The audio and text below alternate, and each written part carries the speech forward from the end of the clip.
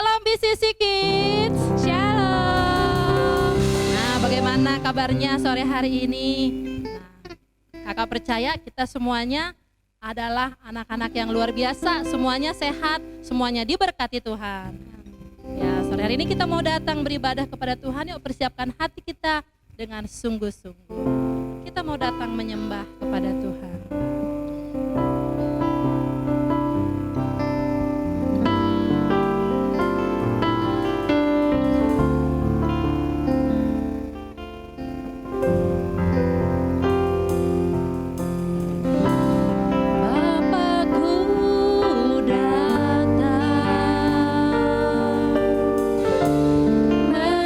Menyembahmu di sini.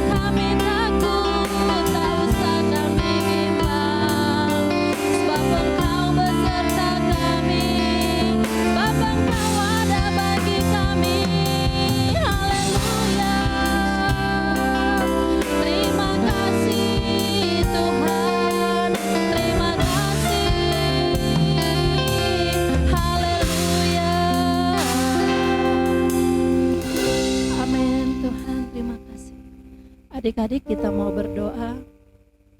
Tuhan, terima kasih Bapa, kami percaya Engkau Bapa yang baik, Engkau selalu ada bagi kami Tuhan.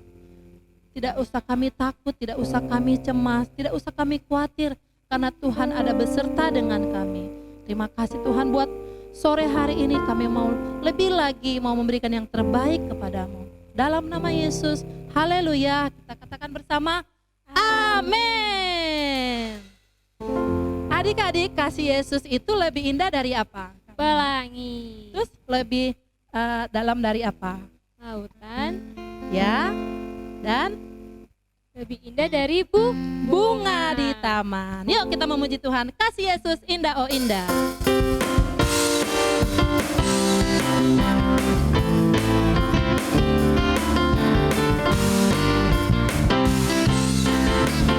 Kasih Yesus, kasih Yesus indah, indah, oh indah. Kasih Yesus indah, indah, oh indah. Kasih Yesus indah, indah, oh indah. Kasih Yesus indah, indah, oh indah.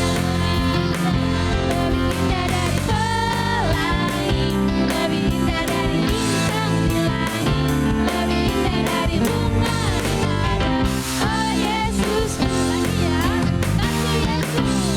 Kasih Yesus indah, indah, oh indah. Kasih Yesus indah, indah, oh indah. Kasih Yesus indah, indah, oh indah. Kasih Yesus indah, indah, oh indah. Lebih indah dari pelangi, lebih indah dari bintang di langit, lebih indah dari bunga di padang. Oh Yesus, lebih indah dari pelangi, lebih indah dari bintang di langit, lebih indah dari bunga di padang. Oh Yesusku, lebih indah dari bunga di padang. Oh Yesusku, lebih indah dari bunga di padang. Oh Yesusku. Haleluya. Yuk adik-adik masih semangat kan puji nama Tuhan? Masih dong Kak. Yuk kita mau nyanyi tapi pakai gerakan ya semuanya ya. Oke. Yuk kita mau nyanyi lagu KASIH.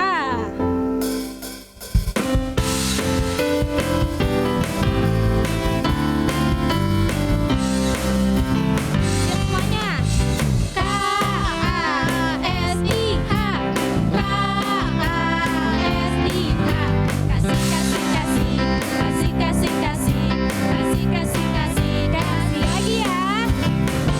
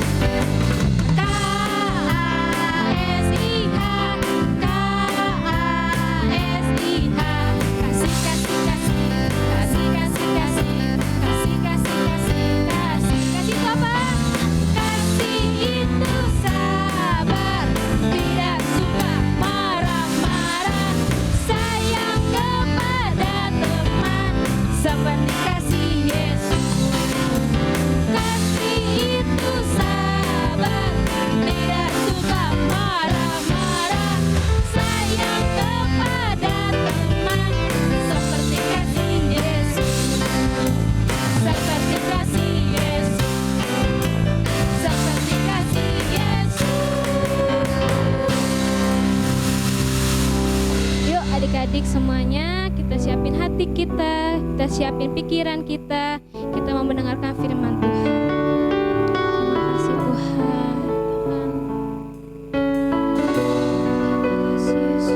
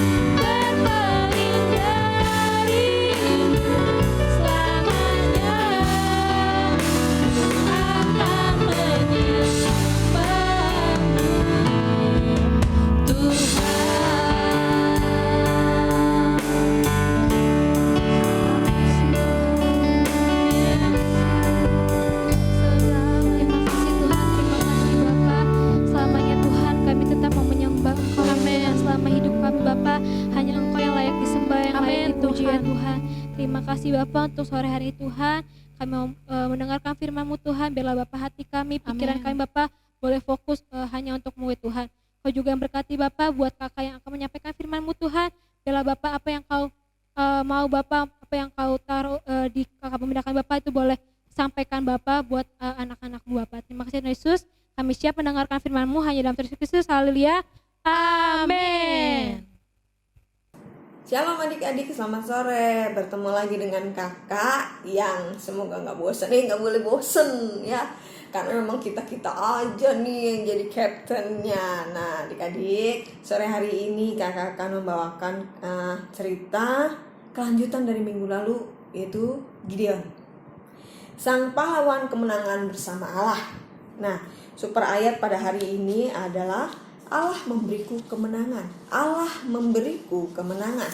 Adik-adik, Gideon adalah anak yang paling muda di kaum keluarganya. Kaum keluarganya itu adalah suku Manase, ya. Dan dia kebetulan si Gideon ini adalah anak bungsu. Yang pun jadi anak yang paling kecil. Siapa di sini yang anak bungsu? Biasanya kalau anak bungsu itu kebanyakan ya itu manja banget. Dan biasanya mereka ya manja lah ya pokoknya dia gitu sama orang tua juga sama keluarganya. Nah si Gideon ini adalah seorang anak bungsu dan dia merasa bahwa dia tidak pantas untuk memimpin bangsa Israel mengalahkan bangsa Amalek dan bangsa Midian. Tapi Allah justru memilih Gideon untuk menjadi pemimpin bangsa Israel untuk mengalahkan bangsa Midian dan bangsa Amalek. Nah, adik-adik, siapa sih di sini yang seneng kalah? Nggak ada pasti yang seneng kalah. Yang namanya kalah dari pertandingan biasanya kebanyakan nangis. Siapa yang pernah ikut lomba, totonya kalah? Nangis, lomba 17-an, terus kalah. Atau pas lagi lomba balap karung, jatuh, nangis. Wah, itu banyak yang kayak begitu. Ya, tapi di sini memang tidak ada ya yang orang yang menyukai yang namanya kekalahan. Kita semua senang yang namanya menang. Siapa di sini yang kepengen menang terus? Saya pokoknya kalau ada lomba atau ada apapun pokoknya saya pengen menang. Bahkan kadang nih ya ada kakaknya atau adiknya yang gak mau ngalah sama saudaranya karena saking kepengen menang. Aduh. Kalau sama saudara harus ngalah. Ya bedain ya antara mengalah dan kalah. Ya, kalau mengalah itu sudah nggak apa-apa. Justru itu juga bukti suatu kemenangan loh kalau kita mau mengalah. Ya biarin aja terserah orang mau menang sendiri nggak apa-apa. Kalau kita mau mengalah, ya bagus. Tapi ini di sini nih kakak bukan soal mengalah dan kalah, tetapi kakak mau kita belajar melihat bagaimana Gideon menjadi seorang pemimpin yang tidak dianggap, tetapi dia justru adalah seorang yang dipilih Allah untuk memimpin bangsa Israel memberikan kemenangan melawan bangsa Midian dan bangsa Amalek. Nah adik-adik, kalau kita mengalami kemenangan, apakah kita akan bisik-bisik? Enggak, berteriak, "Hore, aku menang!" Abang ngomongin, "Aduh aku menang loh. Aku menang." Ya, kakak rasa nggak ada yang kayak gitu. Justru kita, "Hore, aku menang." Ingat nggak kalian kalau ngelihat Olimpiade yang waktu pasangan ganda putri itu yang menang Olimpiade bulu tangkis. Kita lihat kan bagaimana mereka, bukan cuma mereka yang senang, tapi pendukung bangsa Indonesia pun senang. Waduh, bukan main, euforianya luar biasa. Nah, kayak gitu namanya kemenangan. Pasti kita mengungkapkan dengan bahasa tubuh dan teriakan-teriakan adik-adik. Nah, sekarang super kebenaran ya, kakak lupa. Allah memberiku kemenangan. Sudah, maaf kakak lupa. Adik-adik, minggu lalu mungkin kakak pembinanya kan